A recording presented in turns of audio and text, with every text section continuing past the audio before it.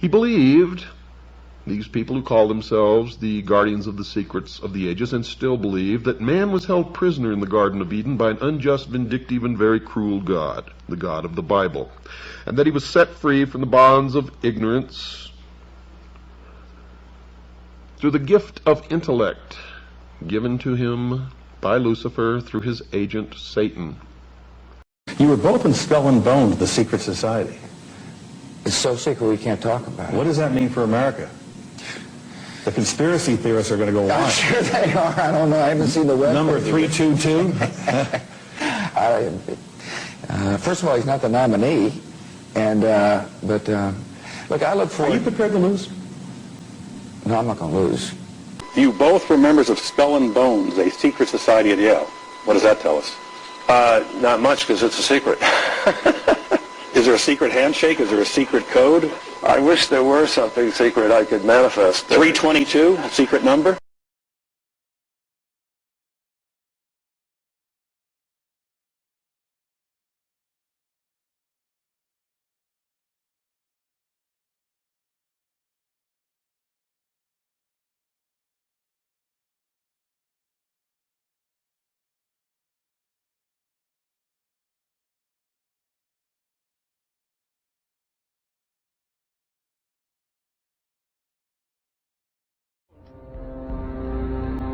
He's come pretty close. She was part of a team that successfully recorded part of the initiation ceremony that takes place in the tomb's courtyard. Okay, you have the doorway here. Yeah. Okay, then to the right you have a hedge, and then you have an evergreen tree. If you follow that line straight back, courtyard's in there. Ah, okay. So that's where they have the ceremonies in the outdoor part of it. Part of it was indoors. So we only got to see the outdoor part. Right. We only got to, and to listen to the outdoor part. God only knows what went on indoors. And what did you hear? What was it you know? You managed to get this unique It was access to disgusting. It was gross. I mean, they were pretending to murder people. And What was the tone of it, though? Was it jokey or was it quite... No, it wasn't jokey at all. It was sick. It's about the only way I can describe it. It was sick.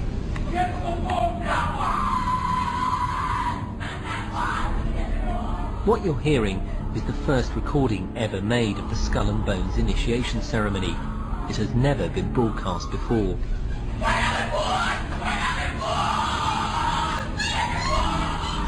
15 new members of the club are being introduced into the macabre rituals of Skull and Bones by the senior students who are about to graduate. The club has what some might see as a strange fascination with death, skulls and bones. There's the chants too, difficult to hear first of all, but including the devil equals death, and death equals death.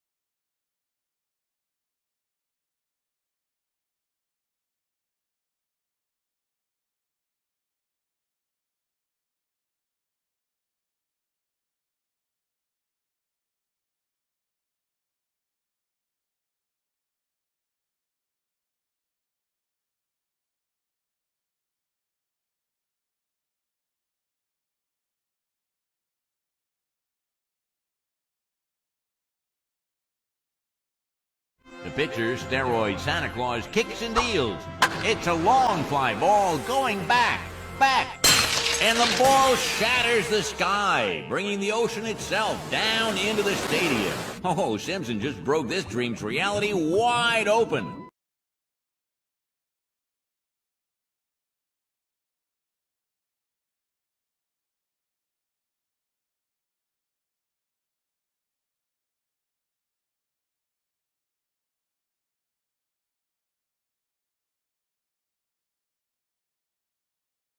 All right, so Admiral Byrd goes down there, Operation High Jump, 1946 through 47, and Operation Deep Freeze, 1955 through 56.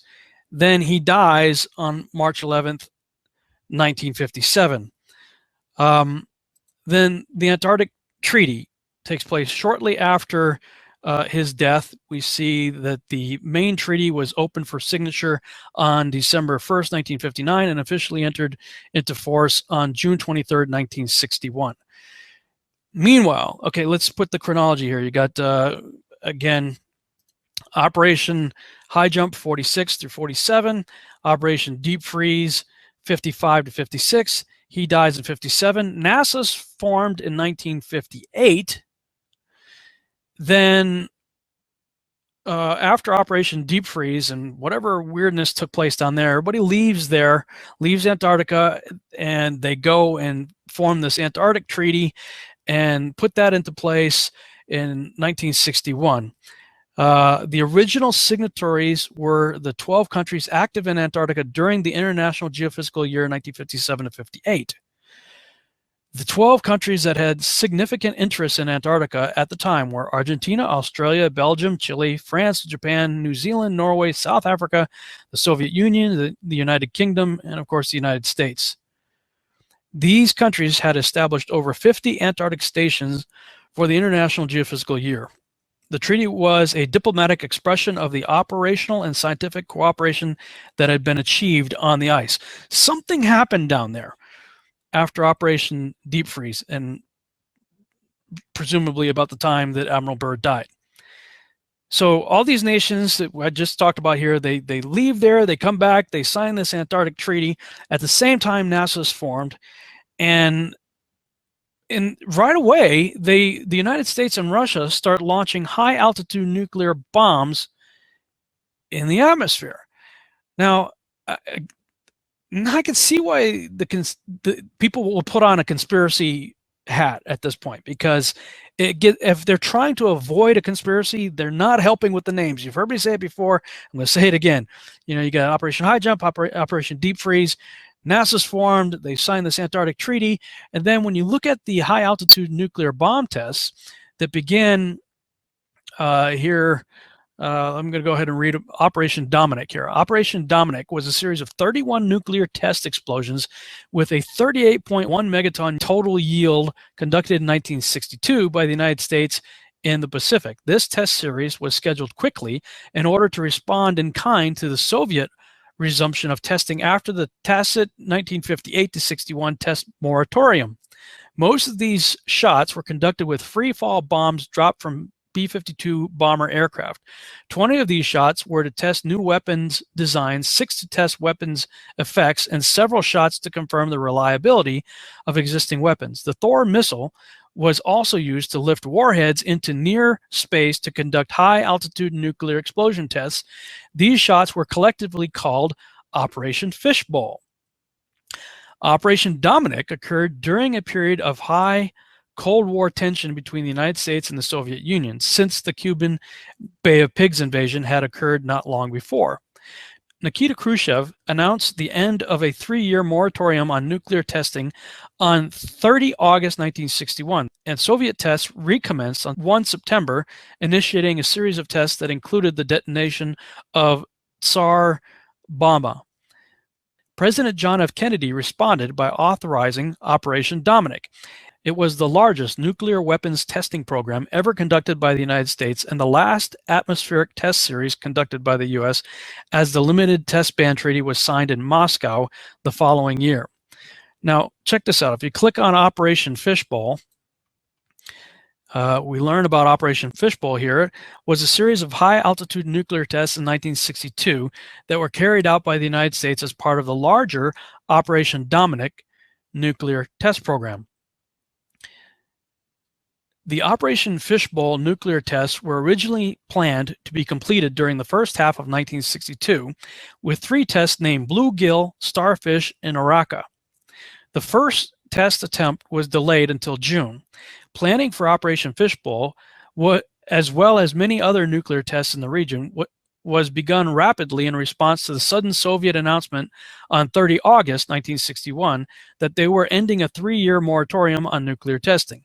The rapid planning of very complex operations necessitated many changes as the project progressed. All of the tests were to be launched on missiles from Johnston Island in the Pacific Ocean north of the equator.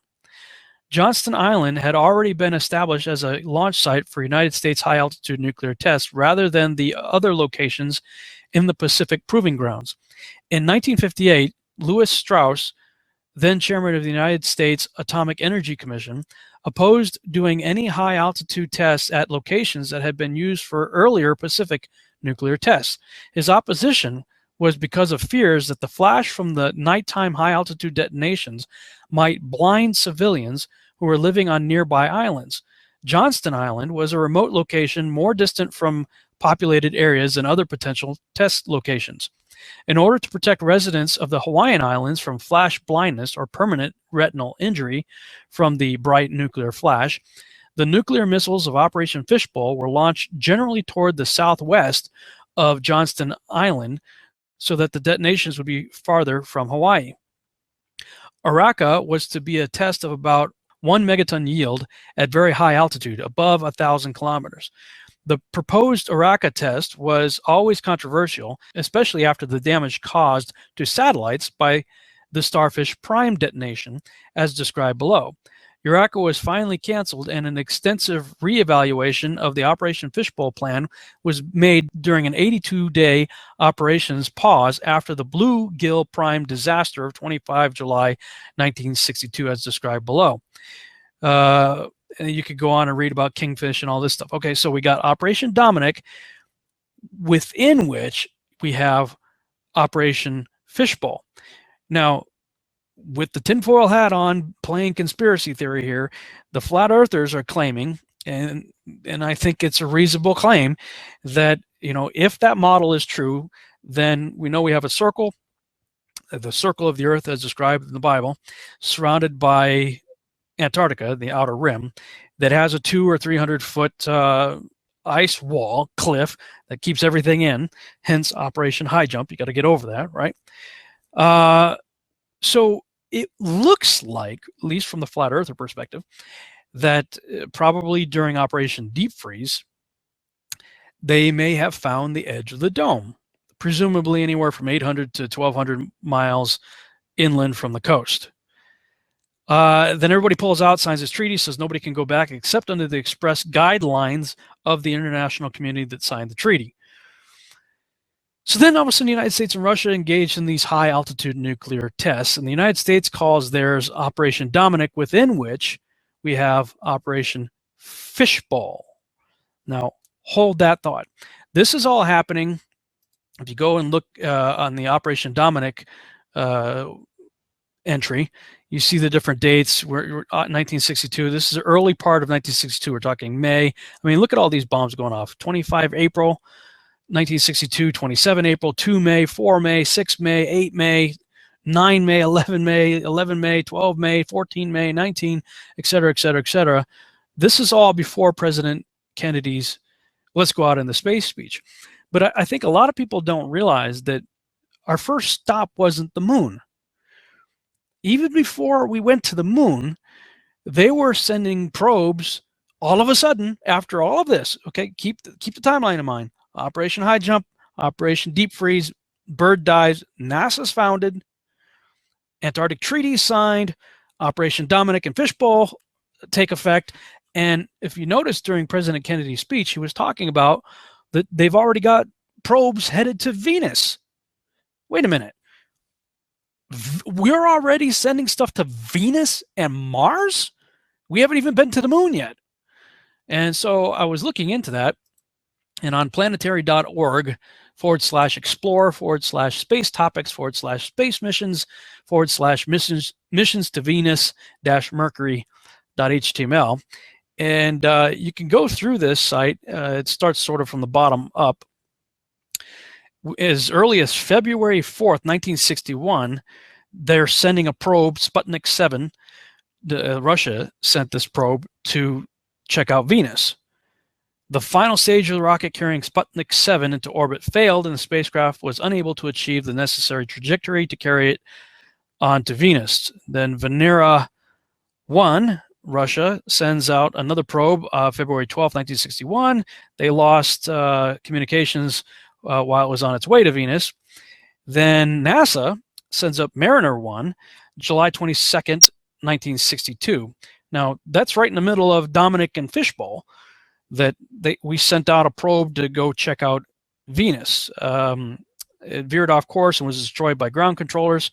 So then Russia sends up another one, Sputnik 19, August 25th, 1962. The spacecraft made it into orbit, but the rocket's last stage failed, and Sputnik 19 was unable to achieve its Venus trajectory and re-entered the Earth's atmosphere 3 days later. NASA, August 27th, 1962, sends its probe. It says Mariner 2 was the first spacecraft to successfully fly by Venus at an altitude of 34,773 kilometers. The spacecraft discovered ground temperatures, blah, blah, blah. Okay, so this is during the time period that between August 27th, 1962 and December 14th, 1962 that we had President Kennedy's speech in September, on September 12th, 1962. So that's what he's referring to. You know, we've already got stuff out there and you can read about the other ones that were, you know, checking out Venus, I guess Mercury also, and attempted probes going to Mars. Now, this is all before we've even been to the moon. So it appears that whatever happened in Antarctica, everybody got kind of maybe nervous or excited or whatever and said, okay, what is the deal? You know, we've looked through telescopes. We've seen our so-called neighbors, Venus and Mars, through telescopes. Our assumption is the solar system is, you know, set up in the Copernican model. And, but yet maybe they found a dome and they started to question all that. So the first thing they do is send out probes to go, wait a minute. What in the world? If we're in a dome, how high does this thing go? So they start launching high altitude nuclear bombs. And if you look at the videos on Operation Fishbowl and Starfish Prime and all those high altitude tests, I mean, it looks like they're hitting something up there. I mean, at least from a conspiratorial tinfoil hat wearing perspective, that's what it looks like. Now, this is what blew my mind. You can read more on all that if you'd like. To get caught up to speed on what's going on there. So I go to Lubbock, and I'm doing this conference out there at Jared Cressman's father's church, Pastor Dan Cressman, and we get to talking about this whole issue of the flat Earth stuff. And he goes, "Do you know what the name Dominic means?" And I said, "No." He says, "You know, you talk about Operation Fishbowl, but check this out. I'm going to take you to, I'll put the screen share back up here. Take you to a one of those name websites. I like using behindthename.com. Look up the name Dominic. And again, let's just double check it here. Dominic, D-O-M-I-N-I-C. Look up Dominic, D-O-M-I-N-I-C. From the late Latin name Dominicus, meaning of the Lord. Fishbowl was part of Operation Dominic. It looks like they are sending high altitude nuclear bombs to test the fishbowl of the Lord.